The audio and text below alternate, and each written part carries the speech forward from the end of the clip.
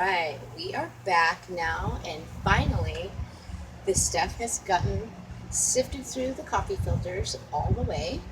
It has taken 5 filters, and I'm going to turn it on now. So I don't take if I need too much more time here. I'm going to turn the power on, and then I put it on white rice. And mine is digital, so I have to wait till it gives me the right signal. But then it starts cooking the alcohol with the marijuana in it, and it starts cooking it down the way you would cook rice down. It starts at a high boil and then simmers it down, and it simmers it slowly until all of the alcohol is gone. Now, I personally, when this starts to boil, I will be adding a little bit of water to it. The reason being is that water has a higher boiling point than alcohol. So once the alcohol is boiled off, the water will continue to boil off, and then there will be no more residue at all. It wouldn't be possible for it to still be there. So I'm hoping that this will help other people know that this is the best method. I really believe that this is the best method. Rick Simpson himself says it's the best method. And with the way you put the water in, it's foolproof. I mean, I too have done it without the water, and it seems like it takes forever to make sure that all of it's boiled out. You question it. And when I did it without it, I cooked and cooked and cooked and tried to make sure it was all out, and I ended up overcooking it. But that was also with the Everclear, and so it got all clumpy and hard, and it was bad. So this time, I want to make sure that I do not forget to take some regular bottled water.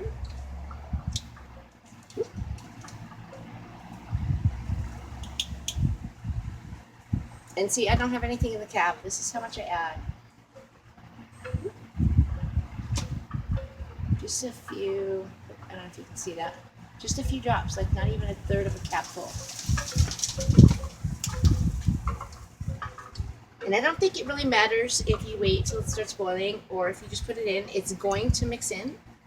So no matter what, it's going to just mix in with it.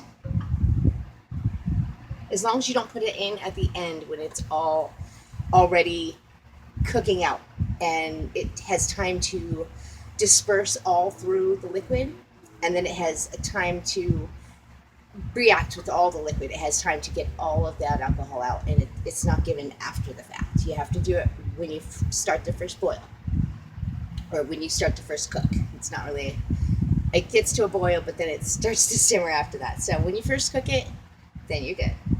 So I also wanted to mention that when I was doing this straining, I didn't want to do another short little 5-second video, but what I did was I did 2 washes. The first wash is what you saw me do, and I mixed it up with a spoon and then poured it in, and when that was gone, I poured more of the isopropyl alcohol over it, and I stirred it up again, and then I poured that into the strainer. And what you'll see here is this is what it started out like. It's all brown. It's still brown.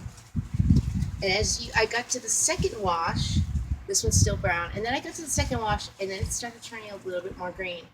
That's when you know you don't really want to do any more washes, because it's just going to take off the chlorophyll instead of getting any more medicine. And then this is the last one, had the tiniest little bit, but I couldn't wait any longer. I was getting impatient. So I said, I'm just going to do one more. So, and then there we go. Now I'm going to take my strainer out, set it aside.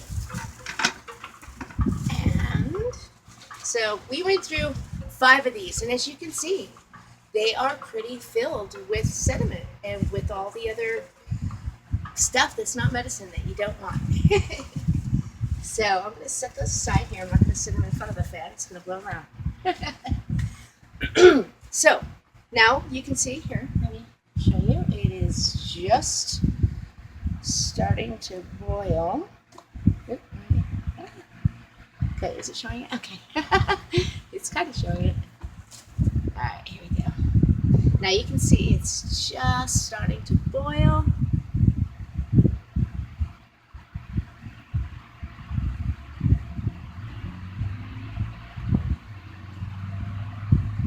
And now we're just going to let this cook through. And I'll show you how deep it is with my spatula. I have my nifty silicone spatula. And so it's almost as tall as this Harle spatula. It's that tall. So that's quite a bit. And I'll show you what I have left. I have this much left actually in the gallon. So I have like a quarter gallon left. And that's really good because it breaks up the marijuana so fine. When you pour it on this, especially the second wash, you don't even need to use that much. Okay, I'm going to give it a quick stir. Not that it needs it. Just my spatula's already in it. Alright, here, let me set this back over here. My thing, cover it back up. Alright. Alright, now... Now we're going to wait a bit longer and I will show you another video. I'm going to turn the camera around and show you a close-up of it and show you what it looks like with the spotlight on and show you how it doesn't look as red as my last recipe did. And I really believe that that was because of the Everclear and the way the LED light on my camera shows and shines on the Everclear mixed with marijuana. I'm not sure, maybe it's some of that sediment that didn't come out. Maybe that's it. I have no idea. But it doesn't look as red anymore. And I did have questions last time I did the videos about my RSO. And I don't think it matters, the THC and the CBD. They both came out the same color when you look at the finished product, when you do it with the isopropyl. So it has nothing to do with the fact that it's CBD or THC. It has to do with the fact that it's isopropyl or Everclear. And so I'm really putting it through the test, and I use it every day. And so I can really tell that it starts working faster, and it just seems smoother. It really, really does. And so I'm really happy that I found this way out, and I'm really happy I tried it. So I'm going to let this cook a bit, and I will come back in a few minutes. And it did take about 5 hours for that to strain. So it was quite a while. But I did 4 ounces, and it took 5 hours to strain through the coffee filters. So it is all strained now, though, and we are ready to get cooking. So I'll be right back.